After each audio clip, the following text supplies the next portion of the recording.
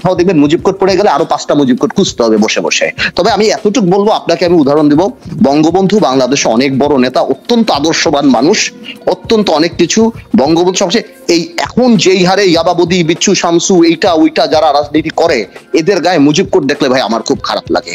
আপনি যদি আপনার পার্টি ফোরামে আলাপন মুজিব কোড মুজিবকে মানায়, ভাই আপনি আর বঙ্গবন্ধুর এই জিনিসটা, এই ইয়াবাবদি, বিচ্ছু শামসু, এরে ওরে যাদেরকে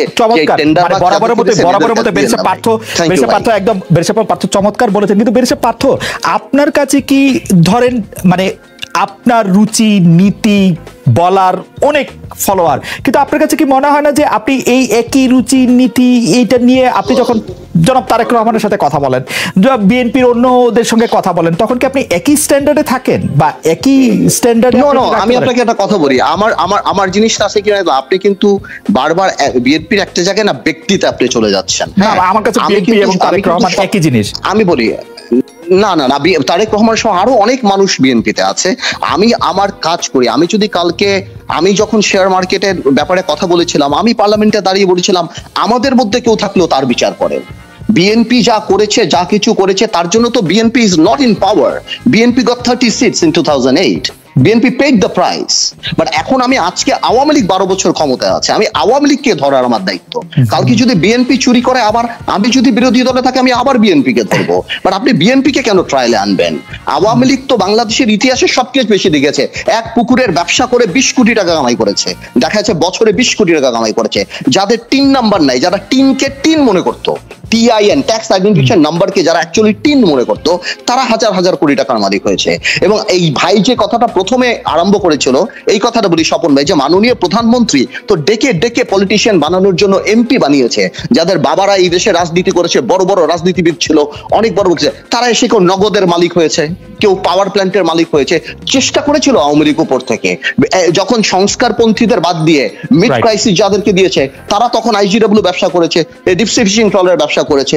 আওয়ামী লীগ দেখে ক্যাসিনো ব্যবসা কে করেছে? বিএনপি করেছে ক্যাসিনো ব্যবসা। এখন যে সম্রাট জেলে, সম্রাটের বাবারা কোথায়? আমার মনে হয় একদমই চমৎকার বলেছেন স্বপন ভাই। আমরা একটু আমাদের প্রোডিউসার একটু এক্সটেন্ড করেছে টাইম, সেজন্য আপনার কাছে আমরা একটু ফিরতে পারলাম। আপনি একটু 1 মিনিট একটু বলবেন, কারণ অনেকগুলি অভিযোগ পার্থ সামনে নিয়ে আসছে। তারপর আবার পার্থ থেকে আমরা একটু 40 সেকেন্ডের সমাপনী কথা শুনবো। না, ব্যারিস্টার পার্থ চমৎকার বলেছেন, তাই তিনি বলেন ভালো, কিন্তু কথা বলতে বলতে তিনি এমন একটা ব্যক্তিগত আক্রমণ করে ফেলেছেন, যে ব্যক্তিগত আক্রমণটি আমি পার্থর মতো একজন রাজনীতিবিদের কাছ থেকে আশা করিনি। তিনি আমাকে ছোট বলেছেন স্বপন ভাই। না, ছোট বলেছেন, আমি এটা বলি না। এটা নিঃসন্দেহে আমি রাজনীতিবিদ হিসেবে না, আমি একজন মানুষ হিসেবে প্রচন্ড আহত হয়েছি। আমি অত্যন্ত দুঃখিত, প্রচন্ড আহত হয়েছি।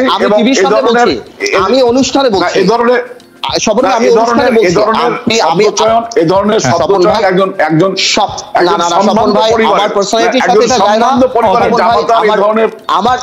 দুজন একসাথে কথা বলে স্বপন ভাই আপনি শেষ করেন, তারপর আমি বলছি, আমার কোনো কথায় যদি আপনি দুঃখ পেয়ে থাকেন, আমি ব্যক্তিগতভাবে বলছি, আমি পরিষ্কার করে দিচ্ছি স্বপন ভাই, আমি আপনাকে পার্সোনালি আমি এটা বলার চেষ্টা করেছি, যদি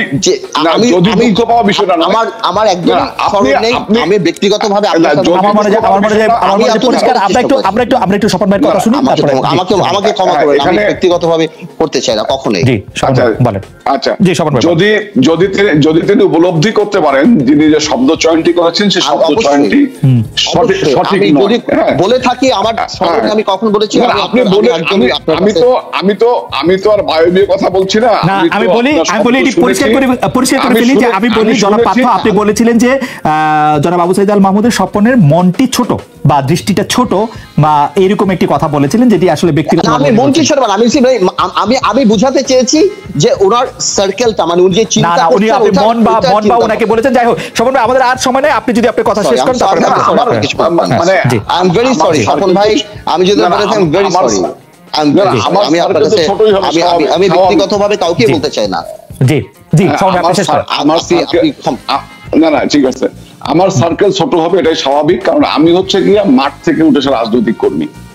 হ্যাঁ, আমি একদম ঘাম শ্রম দিয়ে উঠে আসা রাজনৈতিক কর্মী, এবং আমার সৌভাগ্য হয়েছে গণমানুষের সঙ্গে মিশবার সঙ্গে, এবং ওই এখনো প্রতিনিয়তই গণমানুষের সঙ্গে মিশি, এখনো মানুষের ঘাম আমার শরীরে লাগে।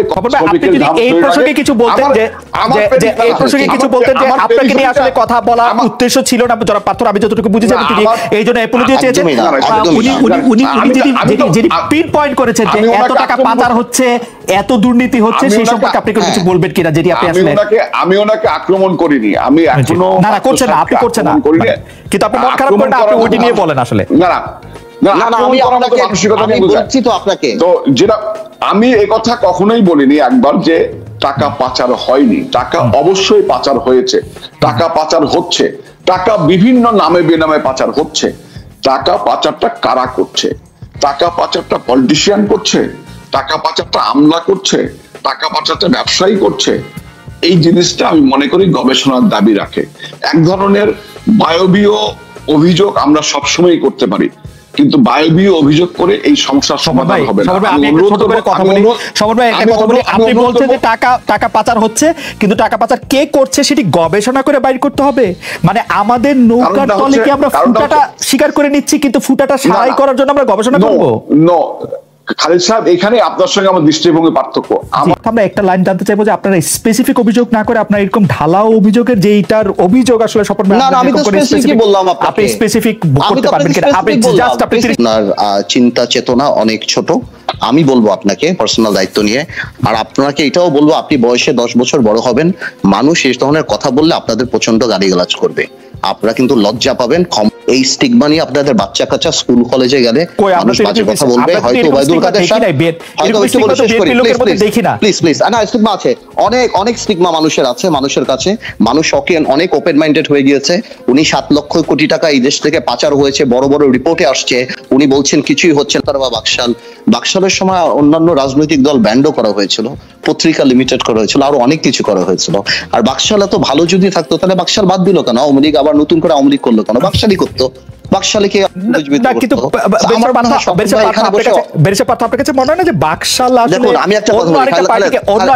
যেমন বাদ করেছিল, আওয়ামী লীগকেও তো বাদ করেছিল শেখ মুজিবুর রহমান বঙ্গবন্ধু। আমি সেটাই বলছি,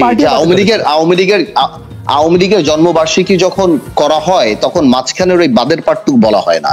আর এখানে একটা ঝামেলা হয়ে যায়, মানে কি আমরা যখন কথা বলি আর স্বপন ভাইরা যখন একতরফা সবকিছুতেই প্রশংসা করে তখন আসলে কথা বলাটা মুশকিল হয়ে যায় যে আওয়ামী লীগের কোনো দোষী নেই, আওয়ামী লীগ কোনো খারাপই কিছু করে নাই, আওয়ামী লীগ জীবনে কোনো খারাপ কিছু করতে পারে না।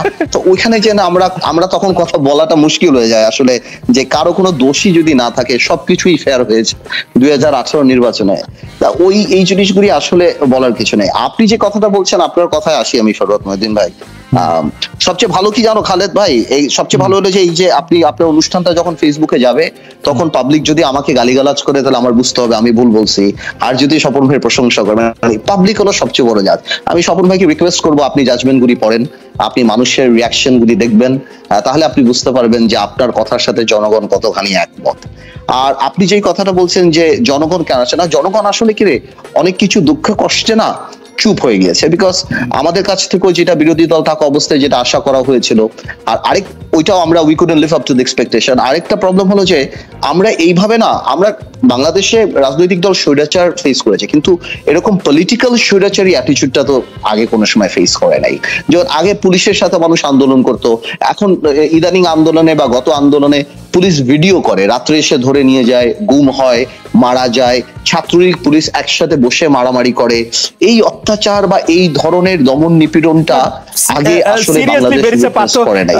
আপনি আগে এরকম দেখেন নাই যে পুলিশ রাত্রেবেলা পলিটিশিয়ানদের সাথে চিহ্নিত করছে, চিহ্নিত করে বাসায় বাসায় যাচ্ছে? আমরা কিন্তু সেগুলির ভিকটিম ভাই। আমি স্বপন ভাই, আমি না বলছি না, 100% আমি সেটা। বাট এখন হতো কি, একটা নর্মাল জিনিস থাকতো যে দুপুরবেলা মিছিল থেকে ধরে নিয়ে গেল, রাত্রেবেলা ছেড়ে দিল।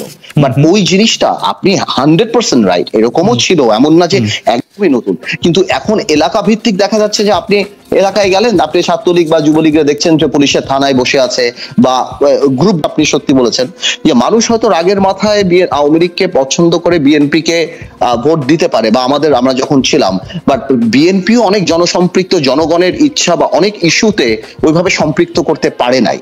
সো এই জন্য বিএনপি হয়তো বসেছিল, আপনি দেখবেন প্রায় বিএনপি বলে যে আপনারা ভোট দেন, ভোটের রাজনীতি, কিন্তু বিএনপি একবারও বলে না আওয়ামী লীগ আমলে যে 7 লক্ষ কোটি টাকা চুরি হয়েছে ওই টাকাটা আমরা কিভাবে আনবো, আমরা কি বাংলাদেশের চোরগুলির বিচার করবো নাকি, আওয়ামী লীগ আমাদের 12 লাখ টাকা ঘুষের রেট পুলিশের চাকরির আমাদের আমলে কত হবে। সো বিএনপি কিন্তু এগুলি বলে না। আওয়ামী লীগ যে ডিজিটাল চোররা বিদেশ টাকা নিয়ে যাচ্ছে, বিলিয়নিয়ার হয়ে যাচ্ছে, রাজনীতিবিদ্যা ব্যুরোক্রেটদের হাতে চলে গিয়েছে, মন্ত্রীরা ডিসিদেরকে বলে যে আপনারা আমাদের এমপিদের দেখে রেখে, এটা আওয়ামী লীগের যে একটা ইররিপারেবল লস, আওয়ামী লীগের যে নেতৃত্বের একটা প্রবলেম, একটা ইমেজ ক্রাইসিস, এইখান থেকে কি বিএনপি আগামীতে ফেরত আসবে নাকি? বিএনপি কি আবার ব্যুরোক্রেসির হাতে ক্ষমতা দিয়ে দিবে, পলিটিশিয়ানদের করা হবে? তো এই কথাগুলি যখন বলে না তখন জনগণ মনে করে যে না, BNP doesn't talk about us, আমরাও ওরকম ভাবে অ্যাক্টিভ হব না। এই কারণে হয়তো জনগণ কি মনে হয় বিএনপি গুলি বলে না কেন? মানে এই কথাগুলি তো এমন না যে বিএনপি ইচ্ছা করলে বলতে পারতো না। আমার একটা সাজেশন আছে, বিএনপি বা আপনারা এটি বলতে পারেন না, কারণ তার কারণ হচ্ছে যে 2001 থেকে 2006 সর্বশেষ বিএনপি বা আপনাদের শাসন আমলটা মানে এর চেয়ে মানে আলাদা রকম কিছু ছিল না, একই রকম ছিল, সেজন্য বিএনপি আমি ঠিক করে দিই খালেদ, না আমি কারেক্ট করে দিই আপনার কথাটা একদমই আমি উড়ি, বাট আমাদের দেশের কালচারটা হলো যে আমরা ক্যাশ করি অন্যের ফেলিয়ার। ওকে, এটাই আমাদের দেশের পলিটিক্যাল কালচার, যে আপনারা অন্যের ফেলিয়ার হইতে পারে না, রাইট? হ্যাঁ, এটা আমরা ক্যাশ করি। ওই কালচারে যে একটা বড় ইয়াং জেনারেশন এখন পজিটিভ পলিটিক্স চায় বিরোধী দলের কাছ থেকে, সেখানে হয়তো আমরা একটু পিছিয়ে যাই। এই কারণে বিকজ কালকে যদি নির্বাচন হয় ফ্রি ফেয়ার, দেখা যাবে যে বিএনপি ওখানে অনেক বেনিফিট করবে, বিএনপি সেটার জন্যই বসে আছে। তো বিএনপিও যদি আরো অ্যাক্টিভ করে, আমার মনে হয় আন্দোলন হোক, যেখানেই হোক, ক্লেম হোক, জনসম্পৃক্ততা আরো বাড়বে, মানুষ আরো বিএনপির পক্ষে আসবে। আমার মনে হয় যে এইখানেই আপনার বক্তব্য একদম পরিষ্কার।